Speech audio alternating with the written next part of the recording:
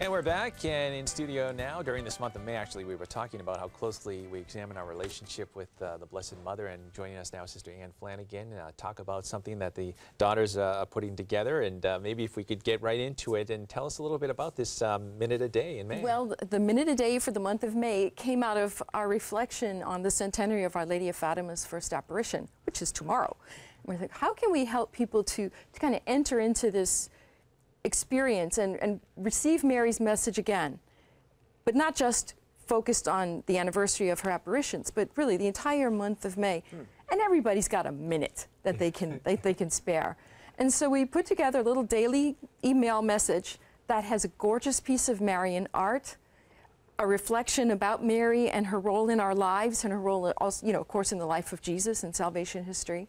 Most of them are by our founder, Blessed James Alberione, who, once he's canonized, he's probably going to be listed with the great Marian saints of church history.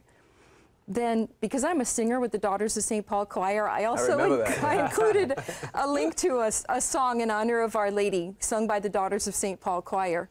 So it's just a very brief, you could say it's a moment of beauty for the day. So you're telling us you get a dose of beauty delivered right to your inbox. Every morning. This is fantastic. Leave it to the Daughters of St. Paul. I went to check this morning, make sure everything's going out all right, and I saw the May 13th issue is going out already. I said, wait a minute, that can't be right. And then I realized, oh, it's being sent to the Philippines. It's already tomorrow over there. Now, we usually wait till the end for this, but what's the address that people can go to sign up? They can just go to pauline.org or pauline.org/May Minute. Oh, that's easy. May Minute, that's it. And this, of course, fits right in to your charism. You're involved in all media types. That's right. Yeah, and talk about that, too, and how important it is to be able to reach so many people now with so many means of technology. Well, I think it was Paul VI, I think, or John Paul II. I can't even remember anymore. The church would feel guilty before the Lord if she didn't make use of these marvelous technologies that are being developed. And, of course, Alberione, he was right there about the time that Our Lady was visiting Fatima. He was just getting started using whatever media he had at hand. At the time, it was a hand-run printing press that dried the wet sheets with fire. No surprise they had a big fire in the print shop a few years later.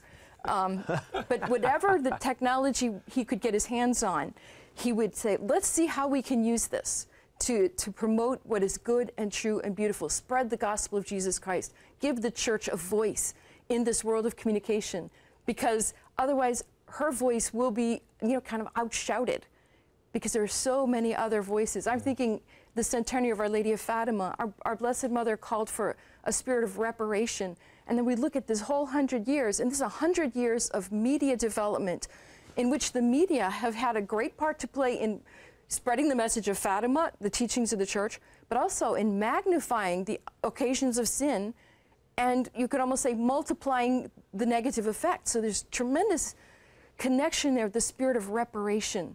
Well, I hope that people stay with us for our coverage of the Holy Father's trip to Fatima, but also I hope they'll sign up for a minute a day for Mary. And can you give us the address one more time? Pauline.org or pauline.org/May Minute.